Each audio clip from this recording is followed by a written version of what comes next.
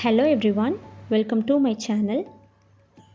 இன்னைக்கு இந்த வீடியோவில் அவுட்டர் லேயர் நல்ல கிறிஸ்பியாகவும் உள்ள சாஃப்டாகவும் இருக்க மாதிரியான பொட்டேட்டோ வெஜஸ் எப்படி செய்கிறதுன்னு பார்க்கலாம். பொட்டேட்டோ வெஜஸ் பண்ணுறதுக்கு நான் இன்றைக்கி 3 உருளைக்கிழங்கை நல்லா வாஷ் பண்ணி எடுத்து வச்சுருக்கேன். அடுத்து வாஷ் பண்ணி வச்சுருக்க உருளைக்கிழங்கை கட் பண்ணிக்கலாம். ஒரு உருளைக்கிழங்கு 8 துண்டு இருக்கிற மாதிரி கட் பண்ணிக்கோங்க. இந்த மாதிரி ஷேப்க்கு வரணும்.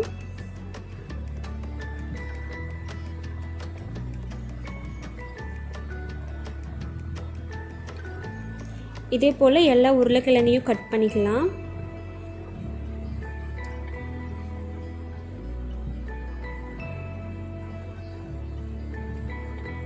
அடுத்து உருளைக்கிழங்கை பாயில் பண்ணுறதுக்கு ஒரு பாத்திரத்தில் தண்ணி எடுத்துக்கோங்க. அதில் கொஞ்சமாக உப்பு சேர்த்து நம்ம கட் பண்ணி வச்சுருக்க உருளைக்கிழங்கு எல்லாத்தையும் உள்ளே சேர்த்துக்கலாம். இந்த ரெசிபிக்கு நமக்கு உருளைக்கிழங்கு 50% குக் ஆனால் போதும்.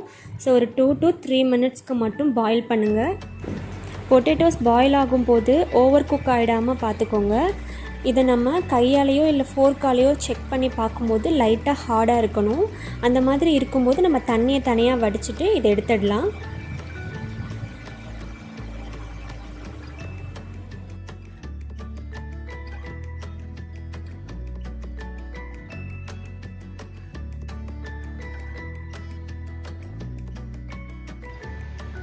அடுத்து பேட்டர் ரெடி பண்ணுறதுக்கு ஒரு பவுல் எடுத்துக்கோங்க. அதில் 1/2 கப் அளவு சோள மாவு, 2 டேபிள் ஸ்பூன் அரிசி மாவு, 1/2 டீஸ்பூன் சில்லி ஃப்ளேக்ஸ், 1/2 டீஸ்பூன் மிளகுத்தூள், 1 டீஸ்பூன் மிக்ஸ்டு ஹர்ப்,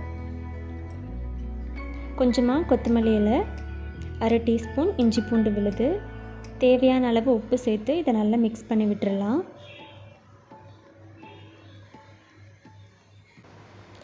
நல்லா மிக்ஸ் பண்ண அப்புறமா கொஞ்சமாக தண்ணி சேர்த்து ரொம்ப திக்காவோ தின்னாவோ இல்லாமல் மீடியம் கன்சிஸ்டன்சியில் இருக்கிற மாதிரி பேட்டரை ரெடி பண்ணிக்கோங்க.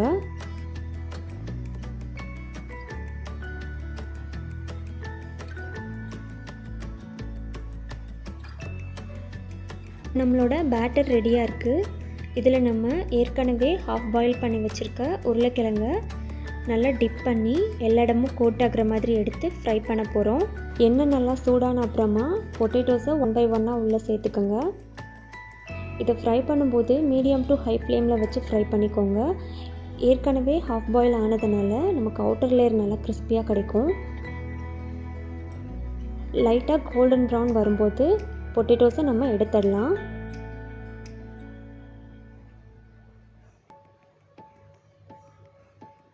இப்போ நம்மளோட பொட்டேட்டோ வெஜஸ் ரெடி ஆகிடுச்சு. இதை நம்ம எடுத்துடலாம்.